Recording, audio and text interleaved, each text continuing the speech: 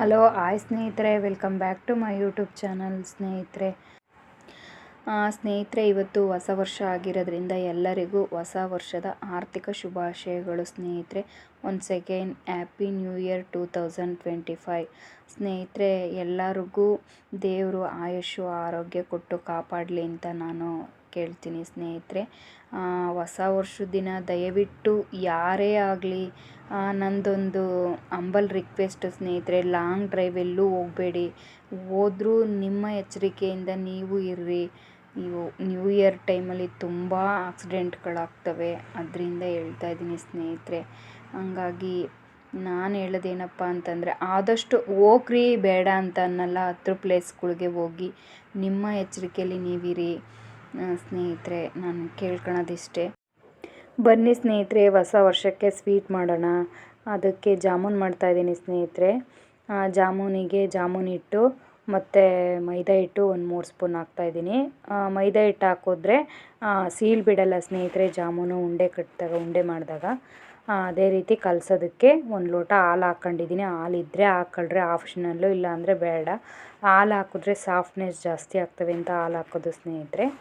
ಈ ರೀತಿ ಹಾಕ್ಕೊಂಡು ಚೆನ್ನಾಗಿ ಚಪಾತಿನ ಹಿಟ್ಟಿನ ಅದಕ್ಕೆ ಕಲಿಸ್ಕೋಬೇಕು ಸ್ನೇಹಿತರೆ. ಅದನ್ನು ಕಲಸಿದ ನಂತರ ಲಾಸ್ಟಿಗೆ ಅದಕ್ಕೆ 1 ಸ್ಪೂನಷ್ಟು ಎಣ್ಣೆ ಹಾಕ್ಬಿಟ್ಟು ಅದನ್ನು ಬಿಡಬೇಕು. ಆ ಥರ ಎಣ್ಣೆ ಹಾಕಿದ್ರೆ ನಾವು ಉಂಡೆ ಮಾಡಿದಾಗ ರೌಂಡಕ್ಕೆ ನೀಟಾಗಿ ನಯಸ್ಸಾಗಿ ಬರುತ್ತೆ ಅಂತ ಎಣ್ಣೆ ಹಾಕೋದು ಸ್ನೇಹಿತರೆ. ಅದನ್ನು ಹಾಕ್ಬಿಟ್ಟು ಒಂದು 5 ನಿಮಿಷ ರೆಸ್ಟ್ ಮಾಡೋಕ್ಕೆ ಅದನ್ನು ಬಿಡಿ. ಬನ್ನಿ ಸ್ನೇಹಿತರೆ, ಇವಾಗ ಸಕ್ಕರೆ ಪಾಕ ಮಾಡೋಣ. ಸಕ್ಕರೆ ಪಾಕ ಮಾಡೋದಕ್ಕೆ 2 ಜಾಮೂನ್ ಬಟ್ಲು ಆಗೋವಷ್ಟು ನಾನು ಸಕ್ಕರೆ ತಗೊಂಡಿದ್ದೀನಿ. ಆನಂತರ ಏಲಕ್ಕಿ ಕಾಯಿನ ಕುಟ್ಟಿ ಪೌಡ್ರು ಥರ ಮಾಡ್ಕೊಂಡು ಅದನ್ನು ಹಾಕಿದ್ದೀನಿ.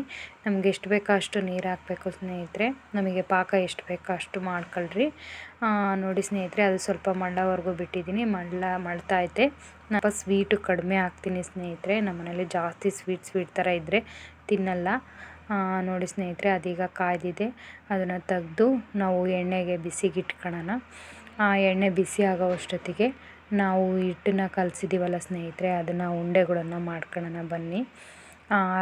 ಅದನ್ನು ಕಲಸಿಟ್ಟಿರೋದನ್ನು ಸ್ವಲ್ಪ ಇನ್ನೊಂದು ಸಲ ಆ ಥರ ಕಲಿಸ್ಕೊಂಡು ನೀಟಾಗಿ ಚೆನ್ನಾಗಿ ಆ ಥರ ವಸ್ತು ನಮಗೆ ಯಾವ ಸೈಜ್ ಬೇಕೋ ಆ ಸೈಜ್ಗೆ ಉಂಡೆ ಮಾಡ್ಕೋಬೇಕು.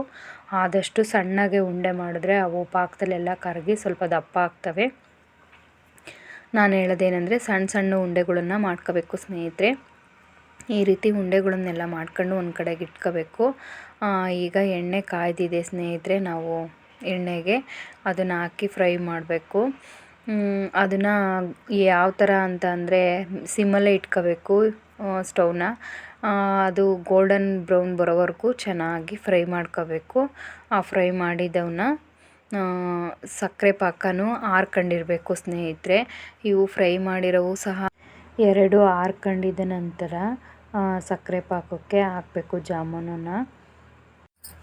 ನೋಡಿದ್ರಲ್ಲ, ಇದೇ ಥರ ಎಲ್ಲವನ್ನು ಫ್ರೈ ಮಾಡ್ಕೊಂಡು ಹಾಕ್ಕೋಬೇಕು. ಹಾಕ್ಕೊಂಡು ಆನಂತರ ಆರ್ಕೊಂಡ್ಮೇಲೆ ಹಾಕಬೇಕು ಸ್ನೇಹಿತರೆ, ಬಿಸಿ ಇರೋದಕ್ಕೆ ಹಾಕಬಾರ್ದು. ನೋಡಿ ಯಾವ ರೀತಿ ಇದ್ದಾವೆ ಅಂತ. ಅವು ಎಷ್ಟು ಚೆನ್ನಾಗಿ ಒಂದು ಸಹ ಒಡೆದೋಗಿಲ್ಲ, ಆ ರೀತಿ ಬಂದಿದ್ದಾವೆ. ಅವನ್ನ ಈಗ ಸಕ್ಕರೆ ಪಾಕಕ್ಕೆ ಹಾಕ್ತಾಯಿದ್ದೀನಿ ಸ್ನೇಹಿತರೆ. ನೋಡಿರಿ ಯಾವ ರೀತಿ ಇದ್ದಾವೆ ಜಾಮೂನು. ಅದೇ ರೀತಿ ಇವತ್ತು ಹೊಸ ವರ್ಷಕ್ಕೋಸ್ಕರ ಶಾವಿಗೆ ಪಾಯಸ ಮಾಡಿದ್ದೆ, ಮತ್ತು ಹೆಸರುಬೇಳೆ, ಜಾಮೂನು, ಅನ್ನ ಸಾಂಬಾರು. ಬನ್ನಿ ತಿನ್ನೋಣ. ನೋಡಿದ್ರಲ್ಲ, ಈ ವಿಡಿಯೋ ಇಷ್ಟ ಆದರೆ ವಿಡಿಯೋಗೊಂದು ಲೈಕ್ ಮಾಡಿ, ಶೇರ್ ಮಾಡಿ, ಸಬ್ಸ್ಕ್ರೈಬ್ ಮಾಡಿ. Thank you for watching.